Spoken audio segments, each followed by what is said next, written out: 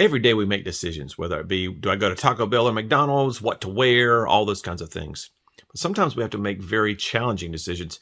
Sometimes those decisions are even life and death concerned. And I had one of those potentially last week when I was dropping my daughter off at tutoring. What was that situation? What was such a big moral dilemma? And how could I have had that big of a challenge in front of the tutoring center where I dropped my daughter off? Well, stay tuned to this video and find out what I did in that very much a life and death scenario. Stay tuned.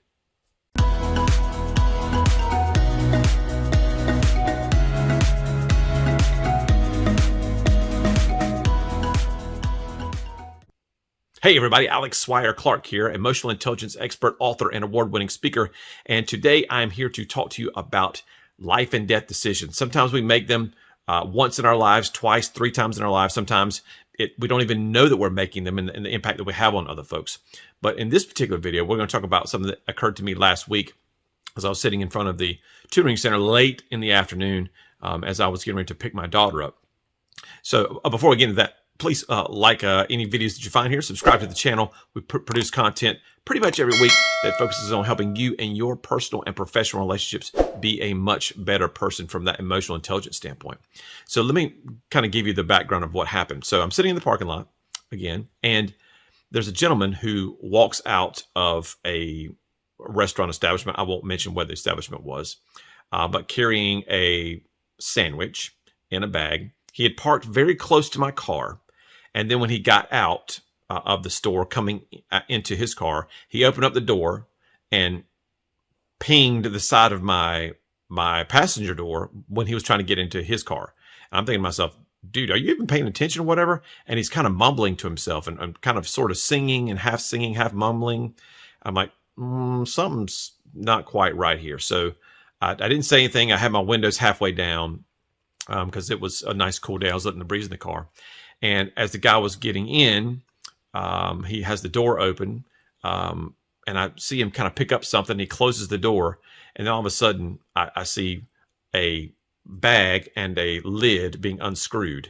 And inside that velvety bag, I saw the guy go 1, 2, 3, and then cap the bottle and put it down in the driver's passenger seat.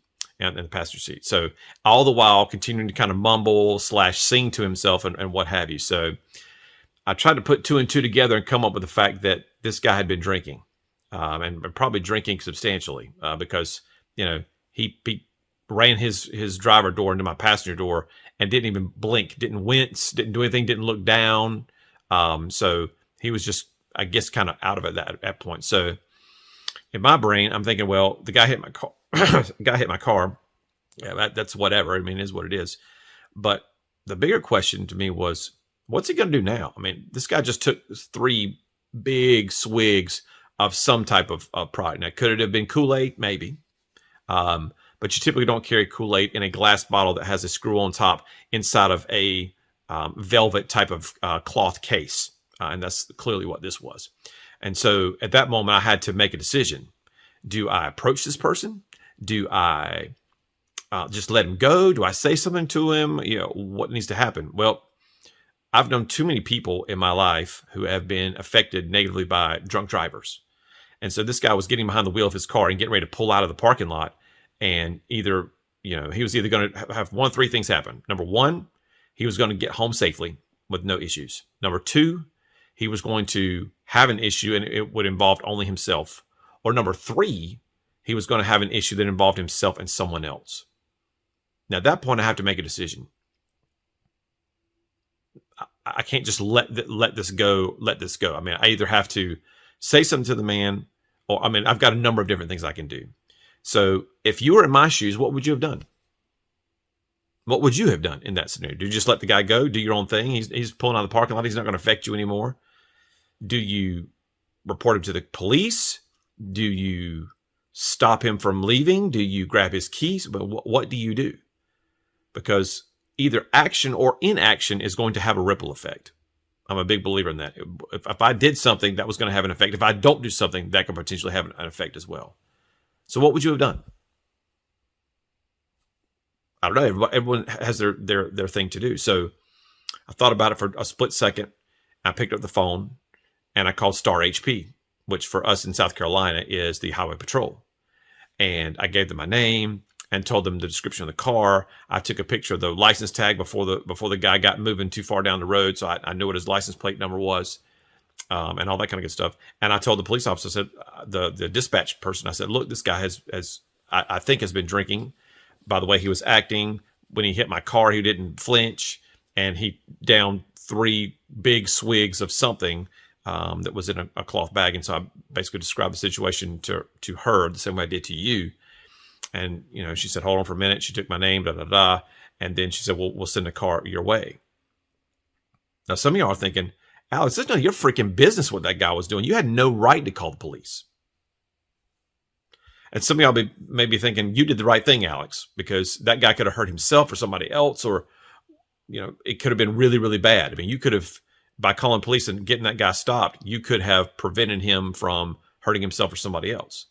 Now, did the guy get a DUI arrest? I don't know. I have no idea. The police never followed up with me, and I didn't call to ask. But I did what I felt was right in that moment, because if my daughter would have been on the road driving, my son would have been on the road driving and passing that guy, that would have been terrible. Now, if somebody would have died from that and potentially been harmed in some way, either the driver themselves or the person that was hit by his car, I mean, that would have just been awful in so many ways, and awful for me from the guilt factor of I could have done something to stop it.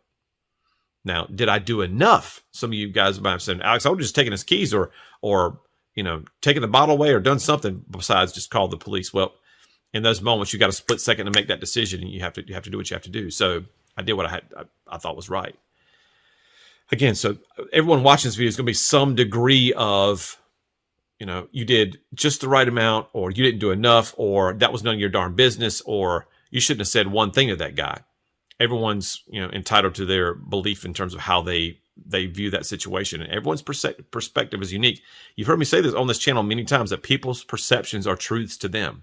My perception was, from what I had heard, from what I saw, and from what I saw again, that the man was clearly intoxicated. But maybe he had a mental issue or something else going on. Who knows? But I wasn't going to stand by and let the guy drive down the road, hit somebody, or do something else like that. So when we're out there in the real world and we're choosing between Taco Bell and McDonald's, it is what it is. We're picking out a blue shirt today versus a green shirt. Well, it is what it is. But we have to make those decisions in the moment.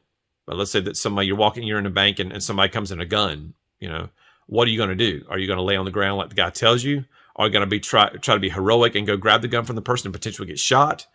Are you going to quickly call 911 on your cell phone? We all have to respond in a way that we are trained to do and that we're comfortable with. A good buddy of mine said we will always be able to respond to the level of our training. And so if someone were to break into my house right now, what would I do? Would I throw a golf club at him? Would I chuck this snowman at the woman who just beat my door down? I don't know. I would respond however I would respond, but because I haven't practiced that, I haven't been trained in terms of what I do now. I do have other means of protecting myself, but who out there does it? Does an older woman have that? Does a young 12-year-old have the same tools that I have with self-defense and things like that? Maybe, maybe not. I'm not sure, but we are going to be able to respond to our level of training. So if we train ourselves to think about these situations and take some time out of our busy day to think about, okay, if this happens, then, if X happens, then I'm going to do Y. It's just like having the plan when you have a fire at your house. The ad council has been on for the last few years talking about have a plan, have a plan, have a plan. And I think that's fantastic. So my 10-year-old asked me the other day, she goes, so where do we go when we have a fire? And I said, where do we go? She goes, yeah, out back, by the oak tree. That's right. That's where we go. So we have a plan already, and we have supplies and things like that. So we're prepared for that. Now, we haven't had any fire drills in the house recently, but again, the more we prepare ourselves, the more we talk about it, the better we're going to be able to handle those situations. So in your workplace, in your business life, those things are going to happen. A client's going to call frustrated or whatever. How do you respond? Well, what's the procedure? What are we going to do? Have a method. Don't just act in terms of an emotional way. Think about those things before you act. If it's a situation in your personal life, when you have a child who's disobedient, when you have a spouse who's not getting on the same page with you, how are we going to respond to those things? Because we all respond in different ways. And so that's the whole point of this particular talk, is that we're going to face decisions in our lives that are meaningful, that matter, and how are we going to respond to those? What are the tools we have in our tool belt to be able to respond? Know yourself, right? Emotional intelligence, self-awareness, then social awareness, then being able to adapt your behavior to meet others where they are. That's the key to communication. That's the key to adaptation. That's also the key to responding in your environment when stressful situations come along. So what would you have done in my case? Feel free to comment down below or shoot me an email at contact@alexswire-clark.com. Let me know how you would have handled that situation. Did I do it wrong, in your opinion? Did I do it right? Was I just on the right? Was I too over the top? Was it none of my business? I'd love to hear from you and get your thoughts, because we face those issues from time to time, and I want to know how that you would respond to those situations. Again, if you like what you've seen today, subscribe to the channel. We've got tons of great content on the podcast, on the YouTube channel. We also have tons of content available for you online. We have free mini courses for couples. We have free mini courses to help you understand your emotional intelligence better, and all kinds of great products to help you in your personal and professional lives. Until next time, Alex Swire-Clark here, saying take care, understand yourself, understand others, and adapt your behavior to transform the way you communicate. See you next time.